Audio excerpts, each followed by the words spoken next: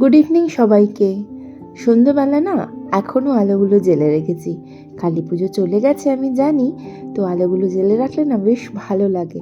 তো কটা দিন এখন আলোগুলো জ্বালা থাক। তো বাবুই সন্ধ্যেবেলা বললো মাম্মা কিছু খেতে ইচ্ছা করছে।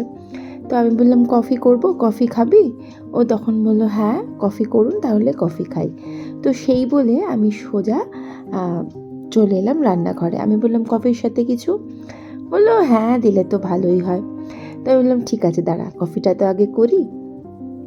তো সেই বলে কদিন আগেই ফদারটা কিনেছিলাম। তো এতে না সত্যি ভীষণ ভালো কফিটা হচ্ছে, মানে কফিতে যে ওই ফ্যানাটা তৈরি হয়। ও হ্যাঁ, এখানে একটা কথা বলি, আমার ছেলের সামনে বলেছিলাম ফদার মেশিন।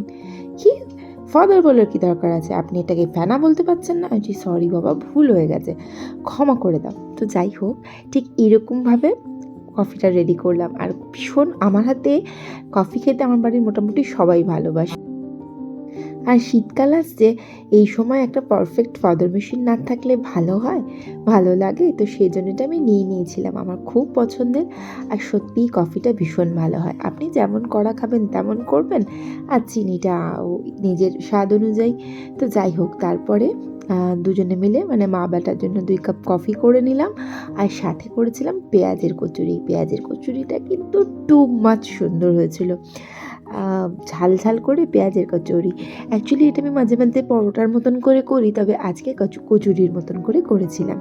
তারপর সব কিছু নিয়ে চলে এলাম আমি আমার বড় ঘরে। এখানেই বসে বসে বাবুই পড়ছিল। আমি বললাম আয় আগে খেয়ে নে। যদিও বা এই পেঁয়াজের কচুরিটা বেঙ্গলি ডিশ নয়, এটা রাজস্থানি। তো আমার বেশ ভালো লাগে এই খাবারটা খেতে।